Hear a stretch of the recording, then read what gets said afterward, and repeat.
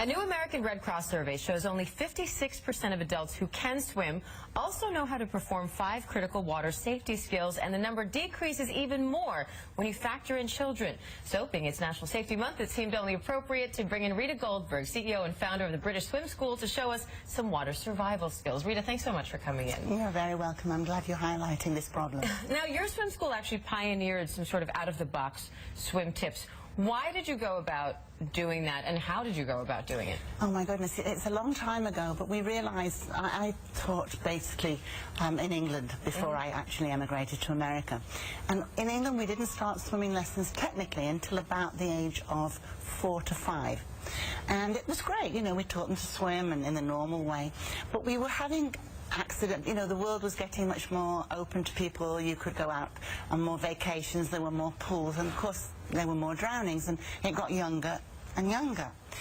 And I thought, well, if we're teaching 4-year-olds, why should we not teach 3-year-olds? And we did, and it was quite successful. And then when we started to go to the under 3s, we realized we couldn't do it in the same way. Children under 3 cannot come up for air if they're swimming forward. Their head weight, body weight's out of balance. So I started to play with it and to work on it. And I found that if we taught a reaction of a shoulder turn, the children who were going forward instead of coming out, and it became what we do, and it became in my opinion, the biggest advance in survival swimming for the very young.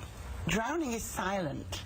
Children fall in, or even adults, and go onto their faces. Right, even with adults. I spoke to a lifeguard about this the other day, and they were saying that people imagine drowning to be this, you flap around, you make big splashes, you scream, and it's actually you just very slowly sink under the water. So what that lifeguard was saying is, looking out of all the people splashing around, I look for the people who are silent. Yes, he's very smart, and it's not very well known. You're absolutely right. And especially with the child, because the child, you know, an adult knows what's happening to them. The child doesn't. And if it hasn't got this ability to roll over and float, it just literally is sucking in water and sucking in water and cannot make itself heard at all. And of course that then makes it even more necessary to be so vigilant in terms of watching your children. And I know you designed what you call here the Water Watcher. Now, this just looks like a little piece of plastic, but you say this actually can save lives. Explain how. Without doubt. Well, as we said, drowning is very often silent, and the biggest number of drownings tend to happen around pools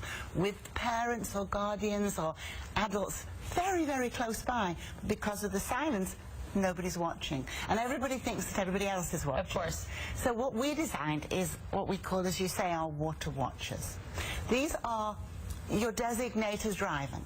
This is what you, if you are wearing it, are responsible for eyes on the pool, watching the pool. Now, in the middle of your session of watching, you need the bathroom.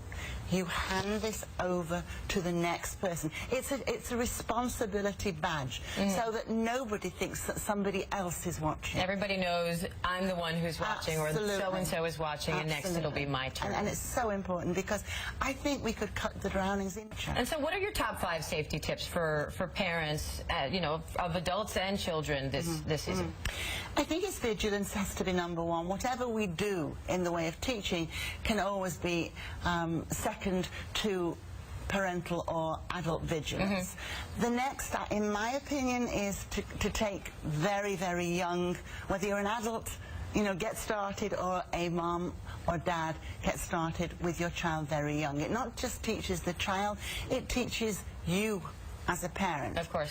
We have rules, and we have a pledge on the British Swim School website for people to take, which is an awareness.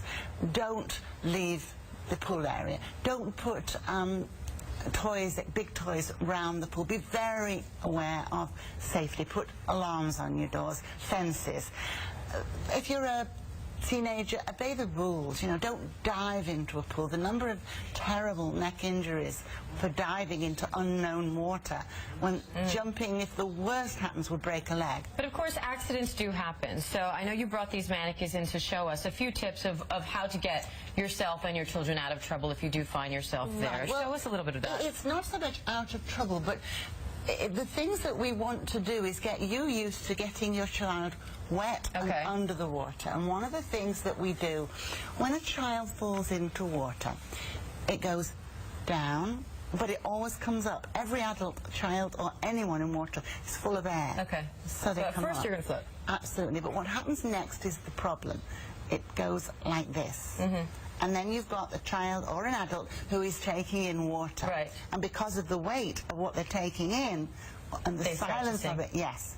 So what we do when that child goes into water and comes up, where the child turns its shoulder and goes onto its back. Okay. It looks very simple, and it isn't. It's a form of teaching which is skilled. It's done by our staff who are highly trained to do this.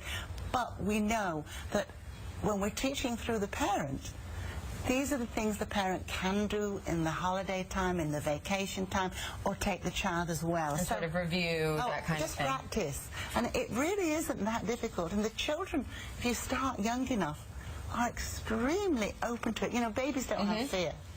And that's the time to start. All right. Well, Rita, thank you so much. Those are such great tips. For more information on the British Swim School, you can head to our website, cbsnewyork.com.